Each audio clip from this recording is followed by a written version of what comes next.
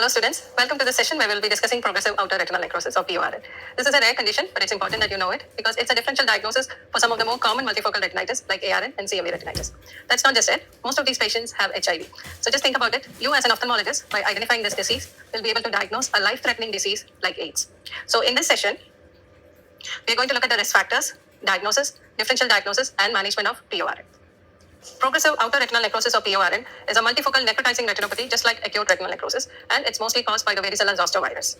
And most of these patients have HIV with a profound immunosuppression and a CD4 count of less than 50 cells per millimeter cube. These patients will also give you a history of cutaneous zoster either at the time of ocular symptoms or immediately preceding it in almost 2/3 cases, and the disease is bilateral in 72% of the patients. These patients will present with a painless reduction in the central vision with rapid progression, and sometimes they may have minimal floaters. When you examine these patients, they have multiple yellowish-white necrotic lesions with early involvement of the posterior pole, and these lesions coalesce and spread to involve large areas of the retina. So here is the color fundus photograph of the left eye of a patient with PORN. What I would like you to note is that the media is relatively clear, and you see this extensive whitening involving the posterior pole. And if you look at the depth of the lesion, it appears as if it is deep retina. So these lesions initially will be outer retina, but they will progress eventually to involve the entire thickness of the retina. Also note that the blood vessels here, they appear to be normal. Because of the immunosuppression, they have very minimal intraocular inflammation. What that means is you will not see much of AC reaction or vitritis. Also, the lack of involvement of the blood vessels gives a perivenular lucis clearing around the blood vessels, leading to what is called a cracked mud appearance. Sometimes the disc is involved in the form of papillitis or neuroretinitis. Now, let us look at some of the other multifocal retinitis which you need to differentiate from PORN. The first of which is acute retinal necrosis. Let's think about the patient profile here. So most of the ARN patients are immunocompetent, unlike the PORN patients who are immunosuppressed. Okay. And most of the ARN patients will not give a preceding history of a viral fever or exanthem, unlike the PORN patient who generally have cutaneous zoster. Also, because of the difference in the immune status, you can see that the media is hazy in ARN, while it's relatively clear in PORN. Now let us look at the location of the retinitis patches. Both of them produce multifocal retinitis. In ARN, they are located in the periphery, and they coalesce to form large areas of necrotizing retinitis. Whereas in PORN, these lesions start in the posterior pole or the macula. So the macular involvement is early in PORN, and it happens late in acute retinal necrosis. Now let us look at the vascular involvement. In ARN, you get a occlusive arteriolitis, whereas the blood vessels here look relatively normal. Now let's compare this with cytomegalovirus retinitis. Now both of them occurs in immunosuppressed patients, especially in HIV patients. Both of them produce multifocal retinitis. If I look at the site of the lesions here, in PORN, it starts in the macula. In CMV, it starts in the mid-periphery near the vascular arcades. In this picture, you can also see that cytomegalovirus retinitis is associated with a lot of hemorrhages in the fulminant variant, whereas you don't see any hemorrhage in PORN.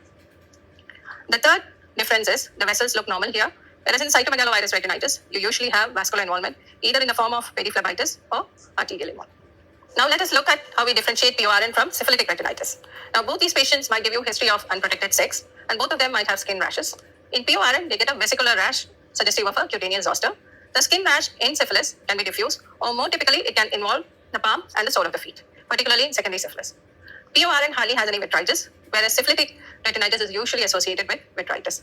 And look at the site of the retinitis. Like I said, it starts in the posterior pole. Syphilitic retinitis may occur in any part of the retina, and classically is described as a ground glass retinitis.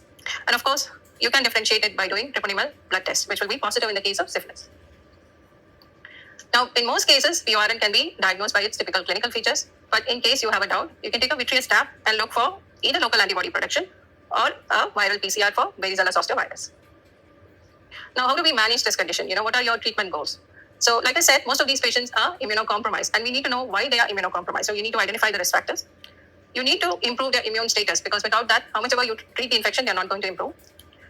You have to treat the ocular infection, of course. But what you need to remember is that they also might have a systemic component to the infection, which needs to be handled. And of course, you have to identify and manage complications. So if you see a patient with progressive outer retinal necrosis, the first thing that should come to your mind is that this patient is immunocompromised. So you need to do the battery of tests to identify what is causing the immunosuppression, including testing for HIV, taking a detailed drug history to see whether they are on any immunosuppressants or biologicals. You also need to check their blood counts, CD4 counts, and do a peripheral smear. Once you have identified the cause of immune status, depending on what you find, if they are HIV positive, they need to be referred to the ART center to start HEART. If they are on immunosuppressants, say you have a renal transplantation, it's important that you communicate with the physician to adjust the dose of immunosuppressants. Or say they have a hematological malignancy, they need to be referred to the oncologist to manage the same. So along with this, you will try to control the infection. Unfortunately, PORN is not very amenable to treatment. So this disease is also very rare. So there are no recommendations on the optimal management. People have tried combination therapy because a single drug doesn't seem to work well. So if it's an HIV patient, you have to start highly active antiretroviral therapy. Along with that, you have to give IV acyclovir and supplement it with either a ganciclovir implant and intravitreal foscarnet. Unfortunately, even with this combined management, the results are very disappointing because 70% of these patients will end up with retinal detachment, and an overwhelming 67% of patients can end up with no perception of light. So this is our patient after retinal detachment surgery. So to summarize, we have learned today that progressive outer retinal necrosis is a multifocal necrotizing retinopathy caused mostly by the varicella zoster virus, and most of these patients are HIV positive and profoundly immunosuppressed. In most cases, you'll be able to make a clinical diagnosis, but in doubtful cases, you can do a vitreous stab for PCR. They need to be referred appropriately for management of the systemic condition, and you can use a combination of antivirals, both systemic and local, to try and treat this condition, but the visual results are generally disappointing. Thank you. I hope you have found this session useful.